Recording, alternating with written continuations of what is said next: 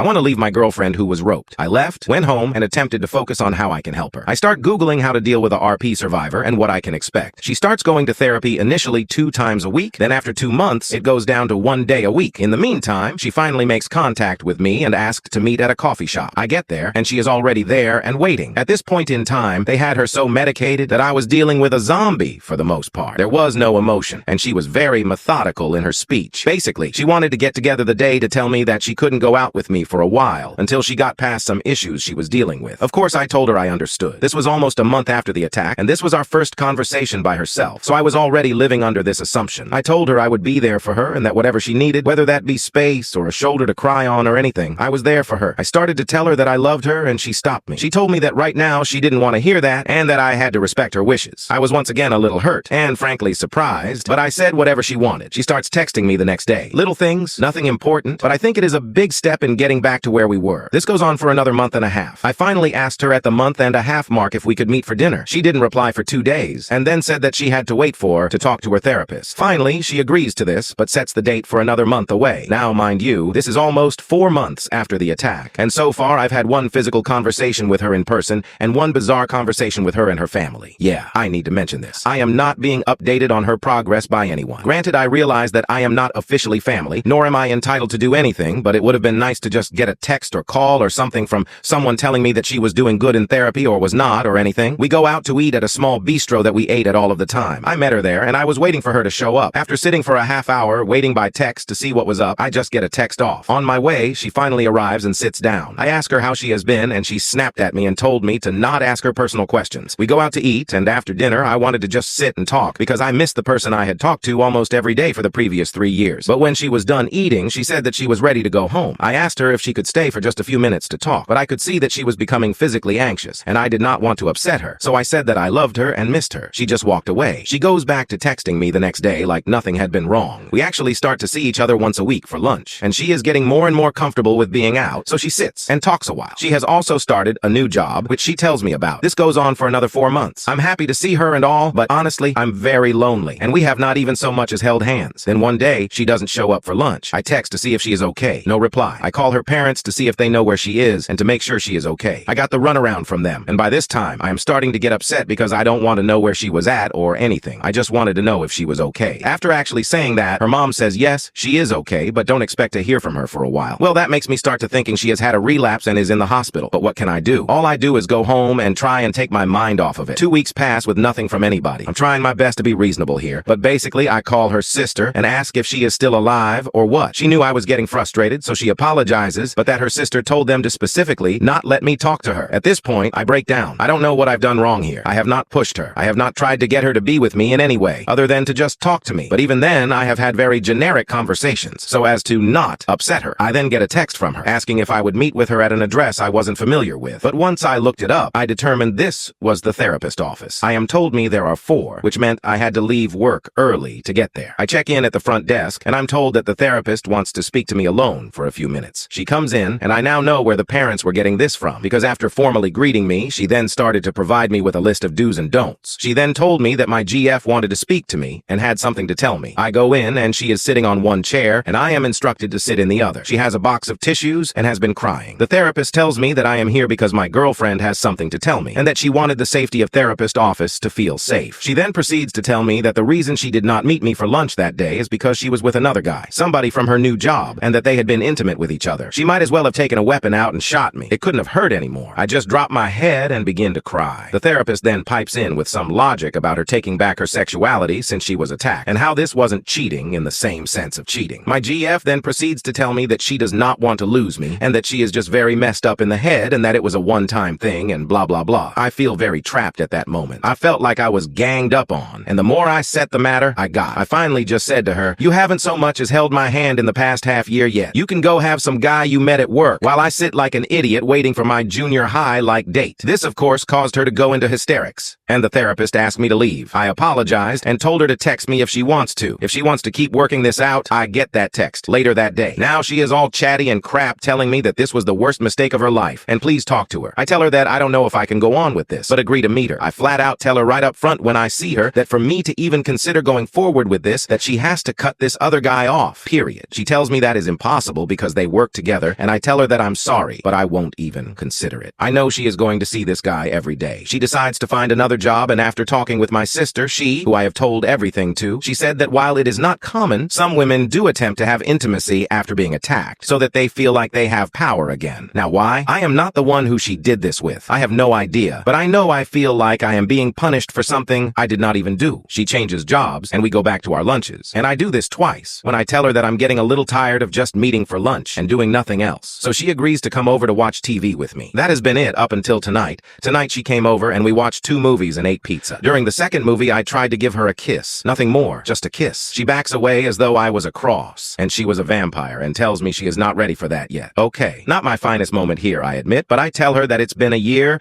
and a month, and I have not tried one goddamn thing with her or forced her into anything, and yet she willing. We have some other guy months ago, but here I'm still waiting to hold hands. She of course starts crying, but this time I'm not as fast to apologize. I do apologize for the tone of my voice and tell her that I would never try and force her to do anything against her will, but honestly, I feel like I've been kept on the outside. I've been cheated on. I don't give 2 craps what they call it. She willingly had unprotected intimacy with someone else, and I feel like I have done everything to try and be a supportive boyfriend. I tell her that honestly, I don't want her to text me until I decide what I'm going to do. I don't want to be unfair to her, but by the same token, a year is a long time, and we are really no closer to being back to normal than we were 6 months ago, and I have no idea how long this will go on. Now here is the part where if you didn't think I was a jerk before, you will now. I am just tired of not having intimacy. Look, I certainly understood not trying anything, right? Afterwards, and even months afterwards, but it's been over a year and we're not even holding hands, and frankly, the fact that she has been with someone else since this incident is underlining the inside. So I told her that I'm going to think things through and promise to talk with her next week sometime. But as it stands tonight, I think I'm done. I love her. I hate the idiot who ruined both of our lives. I know this isn't her fault, and I hate that I feel like crap no matter what I do. If I stay, I'm going to be resentful, and even if she comes over tomorrow and has intimacy with me, it will feel like either pity intimacy or desperation intimacy. But I know ending this will be punishing her for something that isn't her fault either. Update. First, let me say that when I wrote my first post, I was obviously in a very bad place. That night's incident was very fresh on my mind, and the pain I was feeling at that moment was more than I could handle. I don't think I made it clear enough how much I loved and still love her. Letting this relationship go is like saying, I have to lose an arm. I do want to clear up a couple of things. As I said, I wrote that while I was still very upset and hurt. So I think I was probably either not clear enough or maybe painted a couple of people in a bad light. First, to her parents. Yes, I've known her parents since 3 weeks into our relationship. They have never been anything but kind to me, and we have eaten at their house twice a month since we have been together. My family has always celebrated Christmas on Christmas Eve, so I have spent 3 of the past 4 Christmases at our house with them. I do not fault or blame them. Their child was brutalized and traumatized, so they circle the wagons around her, which while I do not have any kids, I certainly understand that she was top priority to them. Her dad has been as hurt as anyone by this, and I have been heartbroken to see this giant of a man. He's honest to God, 6 feet, 6 inches tall, broken like this. Her sister has honestly been my lifeline. She has talked with me and has always tried to be as open as she can with me. Yes, they knew about the cheating, and that is why I got the runaround. No, they did not support her decision to do this. However, they did not want to be involved other than be there for her. Second, her therapist might be incompetent. I have no way to judge that. However, in rereading what I typed, I think I made it come out worse than it really was. She did not try and excuse what she did, nor did she try and justify it, like I implied. After a few seconds of awkward silence that was only interrupted by my crying, she said that some women do that. My girlfriend is Slash, was my best friend. I confided in her for everything. I have some work associates that I am friendly with, but I am hundreds of miles from where I grew up, and all of my friends are there and either are married or very career-driven, so I don't have what you would call a real support network. My sister has been there for me to a point, but there is a real complication to that. Even my girlfriend and my sister are best friends. In fact, it's how I met my girlfriend. So while my sister loves me and wants what's best for me, she is also very sympathetic to her friend and doesn't want me to do anything to hurt either of us. She does not support her in the cheating, but is trying to basically smooth that over. She does not know, though, that we, my girlfriend and myself, have not been together intimately since the rope. Honestly, that is none of her business, and I think she would be really disgusted with me if I let her think that this even had anything to do with it. My GF has been blowing up my phone with texts since Sunday night. She is saying everything that I have wanted her to say since about a month after the rope. I've gotten more I love yous in the past day than I have in the past year. I've only responded twice to her, so she does know I'm reading them. That is making the next part very hard to do. I came to the decision last night / early this morning that for my own mental well-being, I can't do this anymore. Believe me when I say that I know what a failure it is and how horrible it makes me feel. So here's my plan. I know it is chicken crap on my part, but I have typed a letter and I'm going to send it to her therapist, along with a note to the therapist, explaining what to do for my my girlfriend to read in her office. That way, there is immediate support for her. I don't want her to be any more abandoned than what I'm going to be doing. That is heartbreaking to type, by the way, when she goes for her appointment Friday morning. I will then send emails to her parents and a text to her sister, informing them of what is happening, so that way they can be there for her when she gets out. Here is word for word the letter I have written her. The only thing that is different is that I am no using her or her therapist. Real names here. Please read it and let me know if I am out of line, or if I am too cruel, or if this will trigger any type of mental trauma related to her rope. I have zero intention of inflicting any more pain than what is normal with a breakup. Dear Sarah, I know that this is not the best way of doing this, but honestly, if I had to look you in the eyes, I know I could not go through with this. I have loved you since the first month we have been together. In the first 3 years of our relationship were the best 3 years of my life. You were my everything, and I know that we had both talked about marriage a lot, and I know and believe with all of my heart that we were going to be married. Nothing would have made me any more happy or proud than to be called your husband. I don't know how to say this, because every fiber of my being does not want to say this, but for my own mental health going forward, I have to let you go. Believe me when I say the decision did not come easily to me, nor can I say that it is not heartbreaking on my end. I have always and still love you, but I can't be with you anymore. You need to heal, and you need to be able to 100% focus on you while you are healing, and having to worry about me and my feelings is only getting in the way of your healing. I will always hate the jerk who did this to you. He has ruined so many lives that life in prison seems a lot more appropriate than what he got, but I don't get to make that call. I know holding on to hate is not healthy, but he has ruined my life as well as yours. I know you are going to hate me for this. I don't blame you at all. I know that you feel abandoned, but please understand, I've done everything in my power to be there for you. I wanted to be more involved in your healing, but for whatever reason, I was somewhat excluded from being a significant part of your inner circle. This has left me feeling very lonely and alienated from you and your family. I wanted nothing but the best for you and wanted to be there for you, and I hope I was, whenever you would let me. I won't lie. You seeking comfort in the arms of another while still to this day denying me any affection has weighed very heavily on me. I did then, and I do now, forgive you, but forgiving does not take away the soul-crushing pain that comes along with that. I understand to a point why you might have done it. I don't agree with it, and I never will, but I may be. See why? However, that has nothing to do with the fact that we are 1 year and a month past your incident, and you still treat me as though I did something wrong or will do something wrong to you. When you withdrew the other night from my attempt at a kiss, I knew then that you were still in need of healing, and I have no idea how long that will be, but I can't put my life on hold indefinitely, which is where we are still. I know it is very selfish of me, but I need affection. I need both mental and physical intimacy. Our conversations have been both generic and bland for the past year, which, believe me, I can understand why, but we used to spend hours talking about our future and what we wanted. Now, at best, we talk about what movies we want to watch. What I am doing is in no way because of what happened to you. That event was horrible and was life-changing for you, and I never, ever had a second thought about you because of it. This is all about your recovery and how you have to heal for whatever reason. Reasons you may not even know yourself. You have completely distanced yourself from me. I've tried with all of my heart to get back to you, but it is painfully apparent that I am no closer to you now than I was right after the incident. Also, to be very clear, so you do not think this is about anything else. There is no one else. I am not seeing anyone. I don't have eyes for anyone, nor do I think anytime soon I will. I am not now, nor have I ever cheated on you. I hope with all of my heart for you to be fully healed soon. I want you to be happy. I hope someday you can look back on our time together with fondness and find it in your heart to forgive me. I will always love you. This breaks my heart more than you will ever know. Love, Chad.